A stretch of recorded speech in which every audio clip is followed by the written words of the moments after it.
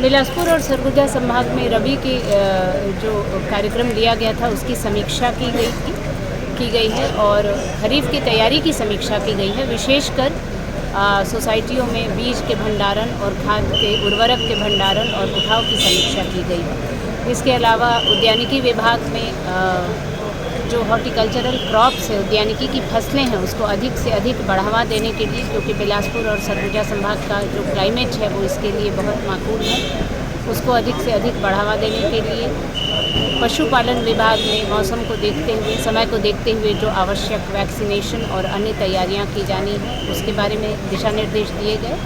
और साथ ही मत्स्य पालन का भी ये मौसम है जो अब जो शुरू हो रहा है, उसमें विभागीय अधिकारियों को तैयारी के लिए परामर्श किया गया। हर दिशा निर्देश के बावजूद भी जैसे ही स्टॉक नत्रजनी या खाद के लेकर होता है, शॉर्टेज होता है, ब्लैक मार्केटिंग होती है, शॉर्टेज ना हो इसी के लिए बराबर प्रतिदिन मॉनिटरिंग राज्य स्तर से की जा रही है।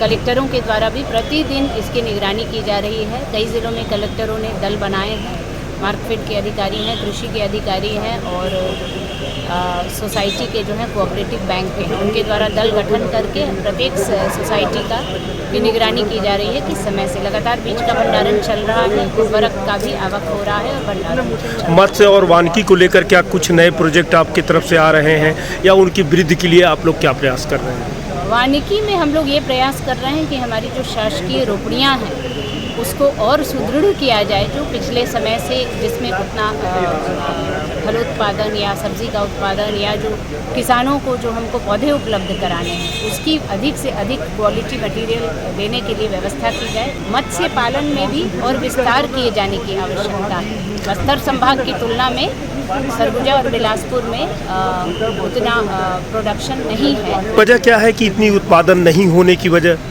नहीं, या आपके कांकेर जैसे बस्तर संभाग में कांकेर में मत्स्य पालन अधिक होता है, जो वहाँ के लोग हैं वो इसको ज़्यादा उनकी ये मेन एक्टिविटी है। कलेक्टरों को पत्र जारी हुआ था कि जो किसान हैं वो उठाव नहीं कर रहे हैं उस तरह से, तो उसके लिए क्या कहा है? हाँ, उसके लिए कहा है हमने, जो हमारे एक्सटेंशन वर्कर्स हैं कृषि विभाग के और विभाग के रेवेन्यू का अमला है, कलेक्टर्स अभी काउंटिंग में भी बिजी हैं इलेक्शन के प्रोसेस में, तो इन लोगों को बताया गया है कि जो आपके जो एक्सटेंशन वर्कर्स हैं उनको एक्टिवेट करके वो जगह जगह जाएं।